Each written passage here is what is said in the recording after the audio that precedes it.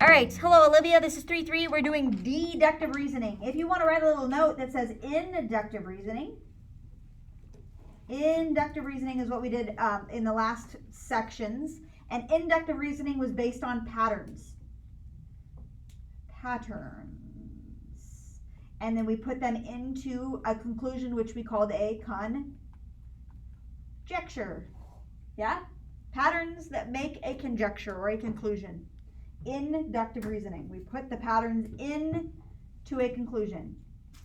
Into inductive. Okay? Now, deductive reasoning, which is what we're doing in this section, is based upon facts, not patterns, facts. Okay? So, like, an example of inductive reasoning would be, I don't know, do you have any superstitions? Football boys? Do we have football boys in here? Brian, are you a football boy? Yep. Do you have a superstition for football? I know, like, Mr. Coffee had one that one time MJ was playing a game of basketball and he was eating, like, juicy fruit gum, and then Coffee would eat that for the rest of the So, juicy fruit. I'll put it in yellow. Is that right, Ethan? I'm not sure, but he ate Juicy fruit like almost every game. equals a win. Okay? Juicy fruit equals a win. That's based upon the pattern that every time he's ate juicy fruit, he wins, right? That's the pattern, okay? But is that a fact that if he eats juicy fruit, he's going to win? No. So that would be more inductive reasoning than deductive reasoning, right? Okay? So fact is deductive. Inductive just has to do with patterns that are just like, you know, this is what has happened over time, okay? All right, so let's go to example 1, inductive versus deductive. We have an A and a B. A says, if a student is late returning a library book, then he or she will be charged a $2 late fee. Chang returned a library book late, so he concludes that he will be charged a $2 late fee. He is basing his conclusions on the library policy, so he is using what type of reasoning? Deductive. That's a fact. He's going to get $2 late fee. Deductive. For sure, 100%. That's not a pattern, that's a fact. $2 no matter what, okay? If you give the librarian some Dr. Pepper. Sure. All right. Next one. Every time Tamika has worn her favorite jersey to a football game, her school's team has won. That's kind of more of a pattern. Tamika is wearing her school's favorite jersey to the football game, so she concludes that her school will win. That is based on inductive reasoning. Inductive. Not too bad, right? Okay. Deductive versus inductive. Okay. Next thing. I'm going to skip back up here to what's called the law of detachment. Okay, I'm going to put it over here. The law of detachment. The law of detachment. This is the first of the 2 laws that we will learn. So we have law of detachment and then the law of syllogism. Those are the only 2 concepts that we have today. Detachment, syllogism. Syllogism. Okay? Law of detachment, law of syllogism. Here's what the detachment looks like. We have P, then Q. I'll go Q. So this is the if part, this is the then part. If P, then Q. Then they will go if P, then Q again. But this is the part that they will leave off. If P, then Q, if P, then Q. So here's what this looks like, okay? If you study, then you pass, right? If study, then pass. Ethan has studied. Okay, and then we have to come up with a conclusion. So if, then, if, then. If you study, then you will pass. Do you see how this breaks down? If study, that's the P part. Then pass, that's the Q part. Ethan has studied. That's statement P again, right? So what do we conclude? He'll pass. Ethan will pass. Do you see how that works? So they give you some information and then they say, okay, give a conclusion. The Q part is what we're going to conclude. Law of detachment. Okay, it's like one of the 4 parts is detached from the rest. That's your conclusion. Got it? Okay? The law of detachment. Now, Example 2, they kind of try to confuse you a little bit. And in this one, you're not trying to come up with the conclusion. You're saying whether it's valid or invalid. Okay, what does valid mean? Yes. Yes, true. Invalid is false, right? So valid versus invalid. Here's what they have going on here. We're going to label some PQ stuff, okay? We have P's and Q's and P's and Q's, okay? The given part, do you see where I'm at on part A? Given, okay? It says to go on a field trip, a student must turn in a permission slip. Okay. Mariana turned in her permission slip, so they say conclusion, Mariana can go to the field trip. All right, so let's break this down a little bit. They have our P's and Q's kind of screwed up here a little bit. Let's just look at this first statement. To go on the field trip, a student must turn in a permission slip. What's the if part?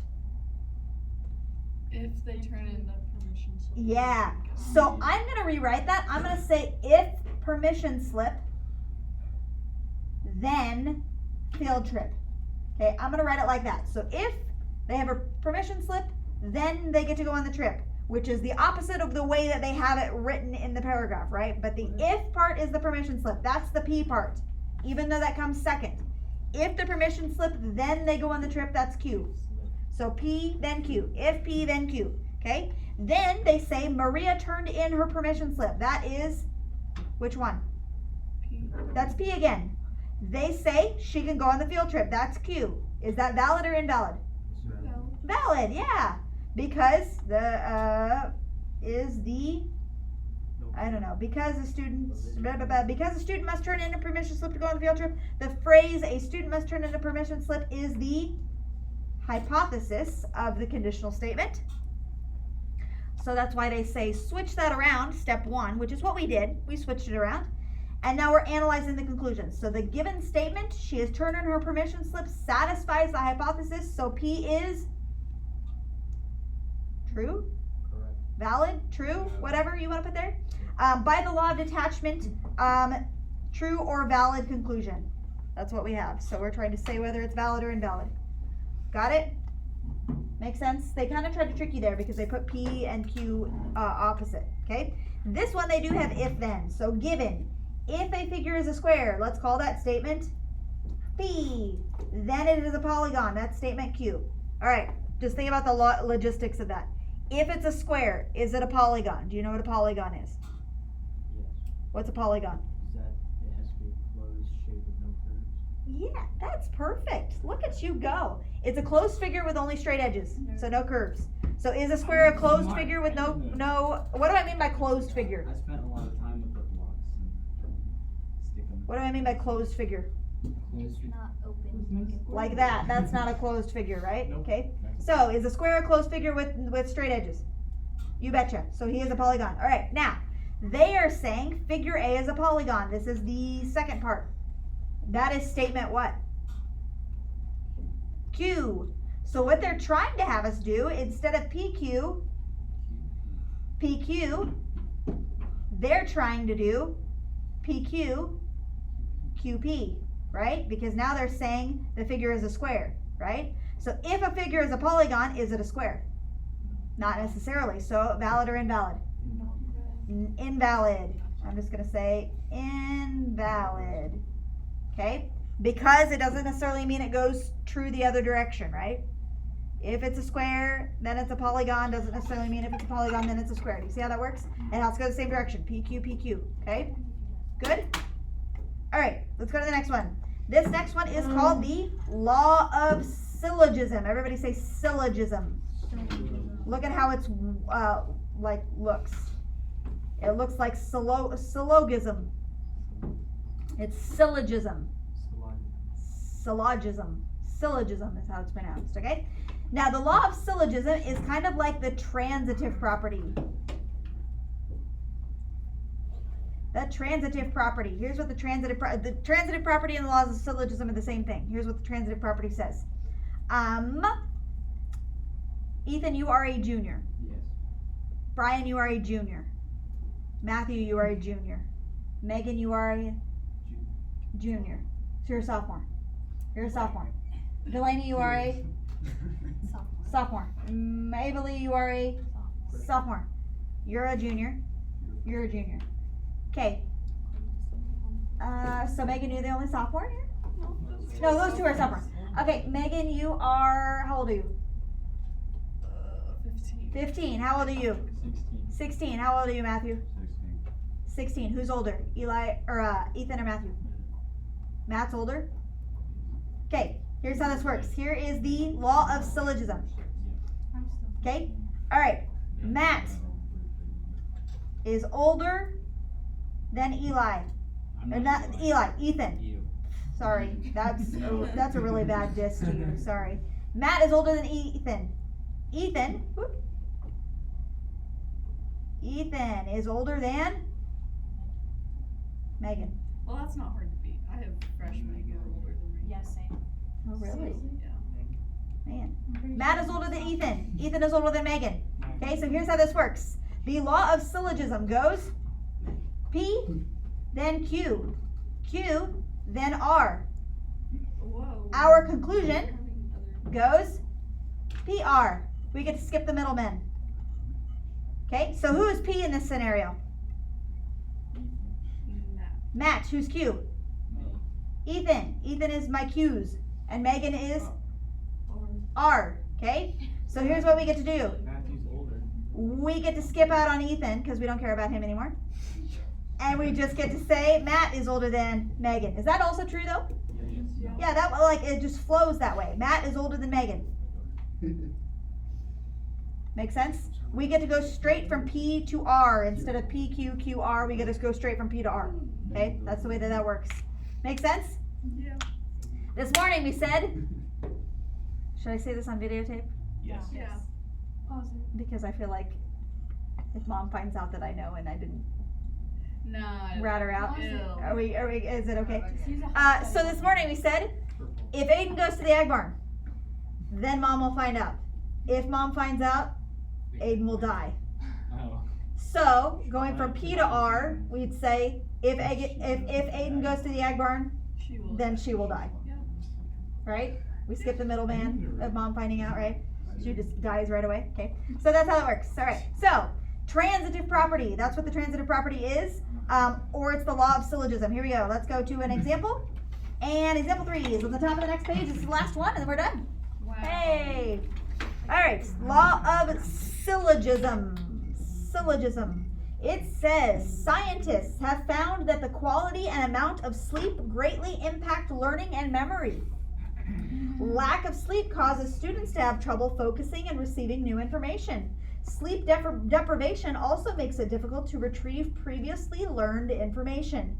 Draw a valid conclusion from the given statements if possible. All right, so here's what we're given. Given. If you are tired, then you will not do well on your test. Okay, I'm not going to label anything yet because look at this. If you do not get enough sleep, then you are tired.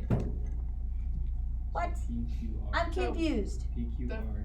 That's if you do not get enough sleep. Then you will not do That's well. crazy. Yeah, Are you so tired? let's start with this statement first and then we'll do this one next, right? Okay? So we're going to read the second statement first because they're trying to confuse you. Second statement is going to go first. If you do not get enough sleep, let's label him as P. Then you will be tired. Q. That is Q. If you are tired, Q. that's Q again, right? You guys see why we read the second one first? Okay? Then you will not do well on your test. That is R. So our conclusion, I'm going to go over to, like over here. P says, if no sleep, that's P. What's our conclusion? If no sleep, you will Do bad. not do well on your I'm going to say then bad test, just to paraphrase. Okay? And that is R. Okay, so we can skip over the middleman, which says then you will be tired, right? If no sleep, then bad test. Okay? Sometimes I'm tired even if I do get sleep. Yeah. So, yeah.